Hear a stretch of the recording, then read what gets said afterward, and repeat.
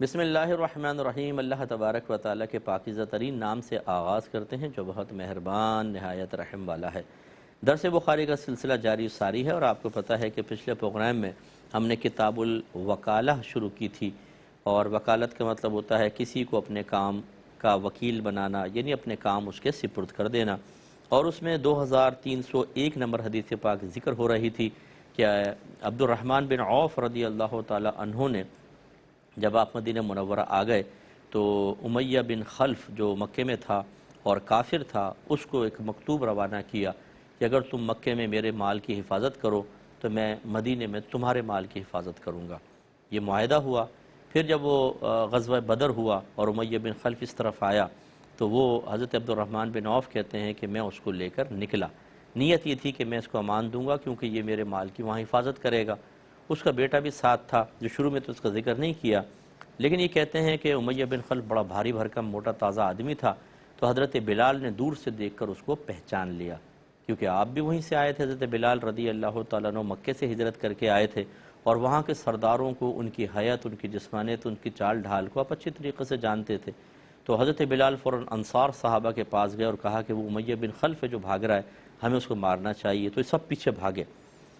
حضرت کہتے ہیں عبد الرحمن بن عوف کہ جب مجھے یہ خطرہ ہوا کہ وہ ہم تک پہنچ جائیں گے تو میں نے ان کے لیے امیہ کے بیٹے کو چھوڑ دیا تاکہ وہ اس کے مارنے میں مشغول ہوں تو ہم نکل جائیں گے۔ تو بس انہوں نے اس کو قتل کر دیا۔ پھر بھی وہ نہیں مانے، حتیٰ کہ انہوں نے ہمارا پیچھا کیا، اور امیہ بھاری بھرکم آدمی تھا۔ پھر جب وہ ہم تک پہنچ گئے تو میں نے ان سے کہا، یعنی اس سے کہا امیہ بن خلف سے، کہ تم گھٹنوں کے بل بیٹھ جاؤ۔ تو وہ گھٹنوں کے بل بیٹھ گیا، تو میں نے اپنے آپ کو اس کے اوپر گرا دیا تاکہ میں اس کو قتل ہونے سے بچاؤں۔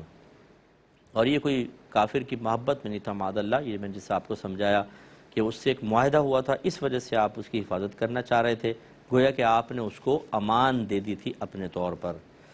تو آپ اس پہ گر گئے اور فرمایا کہ تاکہ میں اس کو قتل ہونے سے بچاؤں، تو انہوں نے میرے نیچے درمیان سے اس پر تلواریں ماری۔ اب پورا آدمی تو اتنے بھاری بھرکوں کو کور نہیں کر سکتا نا، یہاں سے خالد حضرت مار دیا، کہ یہاں سے، کہ یہاں سے، حتیٰ کہ اس کو قتل کر دیا۔ اور ان میں سے کسی ایک کے تلوار میرے پیر پر بھی لگی تھی، اور حضرت عبد الرحمن اپنے قدم کی پشت پر ہمیں اس زخم کا نشان دکھاتے تھے۔ تو یہ گویا کہ کفالت میں اس لیے ذکر کیا کہ ایک دوسرے کو مال کی حفاظت کا وکیل بنایا گیا تھا۔ اور یہ یاد رکھیں کہ یہ شروع میں تھا، جیسے میں نے آپ کو بتایا، اسی لیے شارحین یہ کہتے ہیں، یہ سنن ترمذی کے اندر حدیث ہے، مستدرک میں بھی ہے، سنن باہقی کے اندر ہے، حضرت ابو ہریرہ رضی اللہ تعالیٰ عنہ بیان کرتے ہیں کہ نبی کریم صلی اللہ علیہ وسلم نے فرمایا کہ میری امت کا ادنا فرد بھی کسی کو پناہ دے سکتا ہے۔ یعنی پہلے یہ حکم نہیں تھا، تبھی انہوں نے اس کو مارا امیہ بن خلف کو۔ بعد میں رحمت کونین صلی اللہ علیہ وسلم نے باقاعدہ یہ حکم جاری فرمایا تھا، اور اس کے بعد اگر ایک مسلمان بھی چاہتا تو کسی کافر کو پناہ دے سکتا تھا۔ اس کے بعد باب الوکالت فی الصرف والمیزان، بائع صرف اور وزنی چیزوں میں وکالت۔ بائع صرف آپ کو پتہ ہے سونا چاندی کی ثمن کی جو یعنی کرنسی کا جو کاروبار ہوتا ہے اس کو بائع صرف کہتے ہیں، اور وزنی چیزوں سے مراد جن چیزوں کا وزن کر کے لیا دیا جاتا ہے انہیں وزنی یا موزونی اشیاء کہتے ہیں، ان میں وکالت کا باب۔ اور یہ دو حدیثیں ایک ہی مضمون کی تھیں تو ایک ہی جگہ امام بخاری رحمۃ اللہ علیہ نے جمع فرمائیں، حدیث نمبر 2302 اور 2303۔ حضرت ابو سعید خدری اور حضرت ابو ہریرہ روایت کرتے ہیں۔ اب دیکھیں، ایک حضرت ابو سعید خدری سے روایت ہے، وہ ایک حدیث ہو گئی، دوسری حضرت ابو ہریرہ سے روایت ہے، یہ ایک حدیث مانے تو یہ دو حدیثیں گویا کہ ایک جگہ جمع ہیں۔ یہ دونوں کہتے ہیں کہ رسول اللہ صلی اللہ علیہ وسلم نے ایک شخص کو خیبر پر عامل بنایا، یعنی خیبر کے علاقے میں ان کو عامل بنایا۔ عامل اسے کہتے تھے جو وہاں سے جیسے زکوٰۃ یا صدقات وصول کرنے پر مقرر کیے جاتے تھے، وہ عاملین تھے، عاملین فی الزکوٰۃ۔ وہ آپ کے پاس عمدہ کھجوریں لے کر آیا، تو آپ نے پوچھا کہ کیا خیبر کی تمام کھجوریں اسی طرح ہیں، یعنی بڑی عمدہ کھجوریں ہیں؟ اس نے کہا کہ ہم 2 صاع کھجوریں دے کر یہ 1 صاع یا 3 صاع دے کر 2 صاع کھجوریں لیتے ہیں۔ صاع ایک پیمانہ ہوتا ہے جو تقریباً 4.5 کلو کا سمجھ لیں آپ، 2.25 کلو نصف سا کہلاتا ہے، تو 4.5 کلو. تو انہوں نے اس نے بتایا عامل نے کہ ہم کرتے یہ ہیں کہ جو ہمارے پاس عام سی کھجوریں ہوتی ہیں جیسے 4 کلو ہیں وہ ہم دے کر اور ان کے بدلے 2 کلو عمدہ کھجوریں لے لیتے ہیں.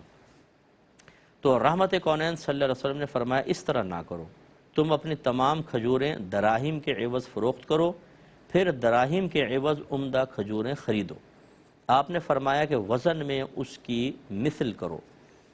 یعنی کیا مطلب؟ اب ذرا تھوڑا سا آپ کو پیچھے جانا ہوگا. میں نے آپ کو سمجھایا تھا کہ رحمت کونین صلی اللہ علیہ وسلم کی ایک حدیث کا مضمون یہی ہے کہ ایسی چیزیں جن کا وزن کیا جاتا ہو انہیں موزونی کہتے ہیں، جیسے سونا چاندی، یا ایسی چیزیں جن کو برتن وغیرہ میں ناپ کر دیا جاتا ہو یا بوریوں کے اندر، انہیں مکیلی اشیاء کہتے ہیں. جیسے اس زمانے میں کھجور ہے، جو ہے، نمک تھا اور گندم وغیرہ تھی، یہ ناپ کے برتنوں میں دی جاتی تھی، وزن نہیں ہوتا تھا ان کا.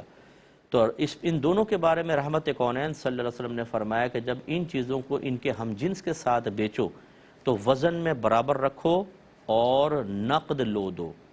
اگر وزن میں کم و بیشی ہوئی یا ادھار کیا تو یہ سود بنے گا. تو اس سے نتیجہ نکلا کہ اگر آپ دو چیزیں آپس میں لیتے دیتے ہیں پیسوں کے ذریعے نہیں بلکہ مال کے بدلے مال، جیسے یہاں پرانا چاول ہے، یہاں نیا چاول، آپ نے کہا یہ تم لے لو، وہ مجھے دے دو اس کے بدلے میں. اس طرح جب ہوتا ہے تو جو اگر دونوں جانب وزن کرنے والی اشیاء ہوں جس کو موزونی کہتے ہیں، یا مکیلی اشیاء جن کو ناپا جاتا ہے وہ ہوں، تو ہم جنس ہوں تو دو شرطوں کے ساتھ یہ بیع جائز ہوگی، وزن برابر اور نقد. ایک بھی کم کر دیں گے سود بنے گا. اور اگر غیر ہم جنس کے ساتھ ہو، مثلا ادھر گندم ادھر چاول، تو پھر کمی بیشی جائز ہے، لیکن ادھار اس میں بھی منع ہوگا. اگر ادھار کریں گے تو سود سا بن جائے گا. ایک تو نبی کریم نے آخر میں جو جملہ فرمایا وہ یہ ہے کہ وزن میں اس کی مثل کرو. یعنی اگر کھجور کو کھجور کے بدلے میں لے دے رہے ہو تو 2 کلو ادھر ہے تو 2 کلو ادھر ہونی چاہیے، 4 کلو ادھر ہے تو 4 کلو ادھر ہونی چاہیے.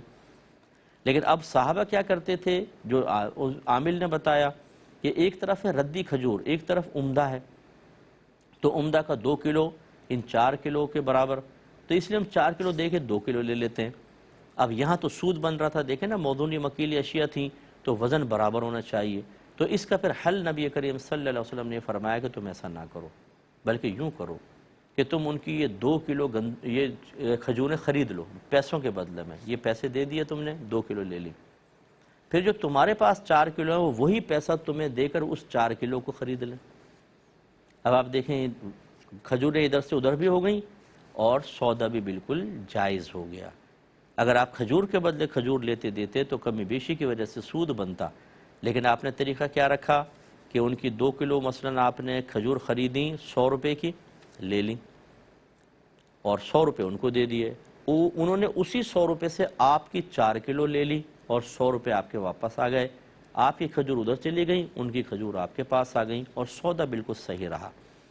اس سے فقہا نے ایک نتیجہ نکالا کہ اگر آپ کے معاشرے میں کوئی غلط طریقہ خرید و فروخت کا، کرائے پہ چیزوں کو لینے دینے کا رائج ہو جائے اور اسے ختم کرنا بہت مشکل ہو، لوگوں کی عادت پختہ ہو گئی ہے، تو ختم کرنے کے بجائے کوئی ایسا ہیلہ کریں، کوئی ایسی صورت نکالیں کہ سودا بھی چلتا رہے اور جائز بھی ہو جائے، جیسے یہ ہے.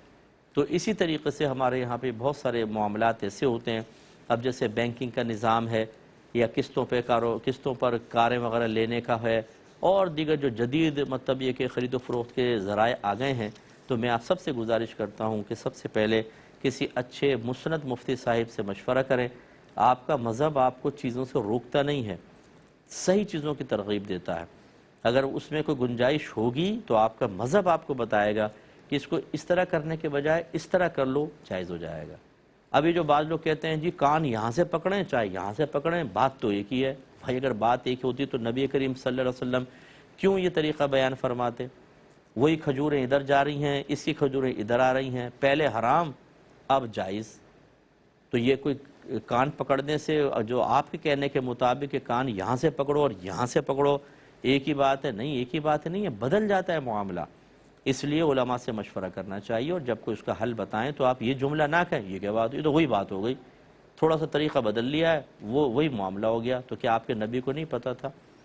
اور آپ کے نبی نے آپ کو سمجھایا کہ آپ ایک طریقے سے کوئی کام کر رہے ہوتے ہیں، حرام ہو جاتا ہے، اس کو تھوڑا سا آپ چینج کر لیں، وہی جائز ہو جائے گا۔ اب میں اس کی ایک موجودہ دور کے اعتبار سے آپ کو مثال دیتا ہوں۔ بعض اوقات میں نے ایک دکان کرائے پر لی، پھر میرا ارادہ ہوا اس کو چھوڑنے کا، تو اب جو طریقہ رائج ہے نا، غلط ہے لیکن یہ طریقہ، میں کسی سے کہتا ہوں یار یہ چلتی بھی دکان ہے، مجھے جانا ہے یہاں سے، تم ایسا کرو یہ دکان تم کرائے پر لے لو، مالک دکان کو کرایہ دیتے رہنا، لیکن اس کے دکان کی گڈ ول کی اور میرے چھوڑنے کے 25 لاکھ مجھے دے دو۔ اس نے دے دیے، میں نے دکان اس کے حوالے کی، نکل گیا۔ اب کچھ عرصے بعد وہ جانا چاہتا ہے، وہ کسی کو 30 لاکھ میں بیچ کر وہ نکل گیا۔ اس طریقے سے یہ چلتا رہتا ہے۔ یہ بھی ایک پگڑی سسٹم کہلاتا ہے، ایک صورت اس کی یہ بھی ہے۔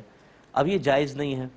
آپ اگر فرض کر لیں کہ یہاں سے جانا چاہتے ہیں تو مالک دکان کو بتائیں میں جانا چاہتا ہوں، کسی اور کو کرایہ پر دو، اور فرض کر لیں کہ چلو اس کو نہیں بتاتے، آپ اتنے ہی کرایے پہ کسی اور کو دے کے، جبکہ مالک راضی ہو، دے کر آپ نکل جائیں۔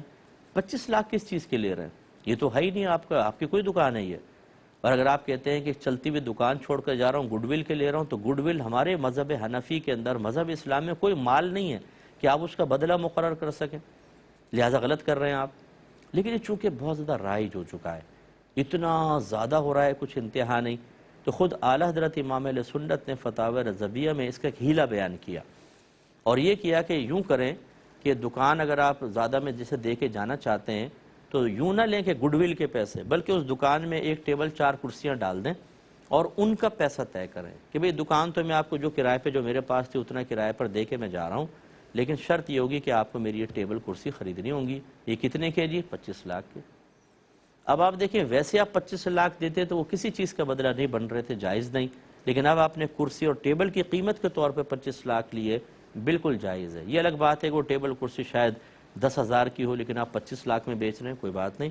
ہمارے مذہب اسلام نے نفع کی کوئی مقدار مقرر نہیں کی ہے۔ ہاں وہاں زیادہ نفع لینا منع کیا جاتا ہے جب لوگوں کی ضرورت کی چیز ہو اور اس کی قلت ہو گئی ہو، اور آپ صرف لوٹنے کی غرض سے تکلیف پہنچانے کے لیے، اپنا مال بنانے کے لیے 100 روپے کا آٹے کا تھیلا 1000 روپے میں بیچ رہے ہیں، یہ باعث شرم بات ہے۔ لیکن اگر لوگوں کی ضرورت کی چیز نہیں ہے، جیسے میرے پاس ایک گاڑی ہے، وہ گاڑی اگر عام قیمت دیکھیں 10 لاکھ ہے، میں اس کو 1 کروڑ کی بیچنا چاہتا ہوں، میری مرضی ہے کہ میں جتنے کی بیچوں، میرا مذہب مجھے منع نہیں کرتا ہے، کیونکہ یہ کون سی لوگوں کی ضرورت کی، مجھ سے نہیں لیں گے، کسی اور سے جا کر لے لیں گے، اور جگہ سے گاڑی لے لیں گے، اور یہ کوئی راشن واشن تو ہے نہیں۔ اسی طریقے سے یہ ہے، تو چنانچہ یہ ڈاؤٹ بھی نہ ہو کہ جی 10,000 کی کرسیاں 25 لاکھ کی، بھائی ٹھیک ہے، مرضی ہے، دینے والا راضی، لینے والا راضی، تو آپ کو کیا پریشانی ہے؟ تو یوں پھر یہ اس طرح کی جوازی صورت، لیکن یہ کوئی جوازی صورت اس لیے نہیں بتا رہے تاکہ برائی عام ہو، بلکہ اس لیے کہ برائی اتنی پھیل چکی ہے کہ اس کو ختم کرنا مشکل ہے۔ تو جب ختم کرنا مشکل ہے تو بہتر ہے کہ اس ناجائز صورت کو کسی جائز صورت میں بدل دیں، تاکہ کم از کم لوگ ایک ناجائز کام سے بچ جائیں۔ اس باریک چیز کو سمجھنے کی بہت ضرورت ہے۔ علماء پہ فوراً تنقید کر دینا، مفتیان کرام پر ایک دم انگلی اٹھا دینا، بھائی یہ آپ نے دین نہیں سمجھا ہوا تو نہ بولیں، آپ نے حدیث ہی نہیں پڑھی، اگر حدیث پڑھی ہوتی تو کبھی بھی اعتراض نہ کرتے۔ تو ہمارے بہت سارے بھائی ایسے ہوتے ہیں جو بہت ہی جڑ ہوشیار قسم کے ہوتے ہیں، انہیں جب آپ کوئی ایسا ہیلہ شرعی بتائیں تو بولتے ہیں یار وہی بات، کان یہاں سے پکڑو بھائی، یہاں سے پکڑو برابر ہے۔ کیسے برابر ہے بھائی؟ وہ چیز علیحدہ ہے، وہ چیز علیحدہ ہے۔ تھوڑے سے احکام کی تبدیلی سے معاملہ بدل جاتا ہے۔ اب جیسے یہ روایت پہلے ہم نے پڑھی ہوئی ہے کہ نبی کریم صلی اللہ علیہ وسلم سیدہ عائشہ صدیقہ رضی اللہ تعالی عنہا کی آزاد کردہ کنیز بی بی بریرہ رضی اللہ تعالی عنہا کے گھر جاتے تھے۔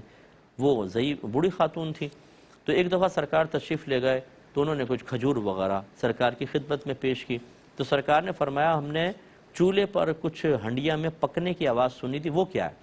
تو انہوں نے عرض کیا صلی اللہ علیہ وسلم وہ تو صدقے کی بکری ہے جو مجھے صدقہ کیا گیا، اور آپ کے لیے تو صدقہ حلال نہیں ہے۔ تو سرکار نے کیا فرمایا؟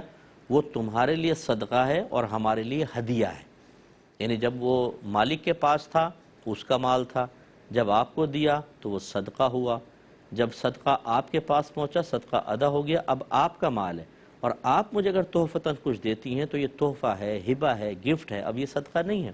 سرکار نے اس کو تناول فرمایا۔ اب اس پر بھی کہہ دیں کان یہاں سے پکڑو وہاں سے پکڑو برابر ہے، ارے بھائی پہلے وہ صدقہ دیا ادا ہو گیا، اب وہ ان کا اپنا مال ہے، یہی ہیلہ شرعی زکوٰۃ کے اندر پھر کیا جاتا ہے.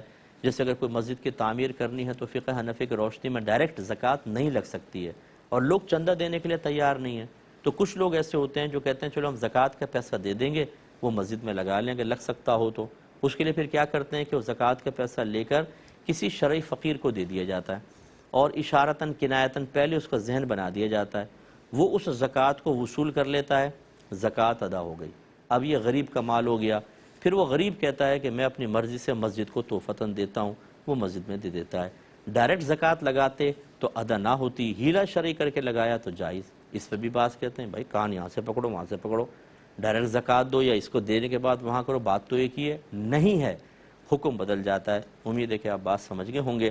اگلے باب کی طرف آتے ہیں. باب اذا ابصر الراعی او الوکیل شاطن تموت او شیئا یفسد ذبح واصلح ما یخاف علیہ الفساد. یعنی جب کسی چرواہے یا وکیل نے کسی بکری کو مرتے ہوئے دیکھا تو اس کو ذبح کر دیا، یا جو چیز خراب ہو رہی تھی اس کو درست کر دیا، اس کا باب. یعنی اس کا مطلب یہ ہے کہ مثلا آپ نے ایک چرواہے کو اپنی بکری دی کہ بھئی چرا کے لا کے شام کو پھر ہمارے گھر چھوڑ دینا جیسے ہوتا ہے بعض اوقات، وہ لے گیا، آپ کی بکری جنگل میں جا کر گر گئی اور بالکل مرنے کے قریب ہو گئی. اب آپ نے تو اجازت نہیں دی تھی ذبح کرنے کی، لیکن اس کے پاس اتنا ٹائم نہیں ہے چرواہے کے کہ آپ کے پاس آ کر معلوم کرے. آج کل تو موبائل ہیں، پہلے تو نہیں تھے نا. اور آج کل بھی بعض علاقے ایسے ہیں جہاں موبائل کام ہی نہیں کرتا، مطلب یہ کہ سروس ہی ڈاؤن ہو جاتی ہے. اب وہ کیا کرے، مرتبہ دیکھے. تو بہتر یہ ہے کہ وہ آپ کی اجازت کے بغیر فوراً اس کو ذبح کر لے، تو کم از کم وہ کھانے کے قابل تو رہے گی. یہ بات بیان کر رہے ہیں کہ آپ نے کسی کو وکیل بنایا تھا کہ ہماری بکریاں چراؤ، اور وہاں آپ کی بکری گر گئی، تو کیا وہ اس کو آپ کی اجازت کے بغیر ذبح کر سکتا ہے کہ نہیں، یہ مسئلہ بیان ہوگا. 2304 نمبر حدیث پاک ہے. حضرت کعب بن مالک رضی اللہ تعالی عنہ کے بیٹے اپنے والد سے روایت کرتے ہیں. وہ کہتے ہیں کہ ان کے پاس بکریوں کا ایک ریوڑ تھا جو سلع پہاڑ پر چرتا تھا. ہماری باندی نے بکریوں کے ریوڑ میں سے ایک بکری کو مرتے ہوئے دیکھا تو اس نے ایک دھار والے پتھر کو توڑ کر اس پتھر سے اس بکری کو ذبح کر دیا. یعنی جو پہاڑوں کے بعض پتھر ایسے ہوتے ہیں کہ ان کو یوں توڑے نا تو ایک دم ایک دھار سی بن جاتی ہے، اور اتنی خطرناک کہ ہاتھ میں کرے تو ہاتھ کاٹ دے. تو اس نے فوراً پتھر توڑا، دھار سی بنی، تو اس نے اسی سے بکری کو ذبح کر دیا. حضرت کعب بن مالک رضی اللہ تعالیٰ عنہ کہتے ہیں کہ آپ نے فرمایا کہ اس بکری کو نہ کھانا حتیٰ کہ میں خود نبی کریم صلی اللہ علیہ وسلم سے اس سے متعلق دریافت نہ کر لوں، یا کسی کو نبی کریم صلی اللہ علیہ وسلم کے پاس بھیج کر اس کے متعلق سوال نہ کر لوں. کیونکہ ان کو خوف یہ ہوا کہ اس باندی نے بغیر اجازت کے بکری ذبح کی ہے تو یہ حلال بھی رہی کہ نہیں رہی، تو ہم نبی کریم سے پہلے پوچھیں گے پھر استعمال کریں گے. پھر انہوں نے خود نبی کریم صلی اللہ علیہ وسلم سے اس سے متعلق دریافت کیا، یا راوی کہتے ہیں کسی کو بھیج کر معلوم کرایا، تو نبی کریم صلی اللہ علیہ وسلم نے اس بکری کو کھانے کا حکم دیا. اس سے معلوم ہوا کہ اگر آپ یہ سمجھتے ہیں، اب جیسے آپ کسی کے قربانی کا جانور لے کے باہر گئے گھمانے کے لیے اور وہ گر پڑا اور لوگ کہتے ہیں بس یہ تو مرنے والا ہے، تو بھائی ذبح ہی کر دو اس کو.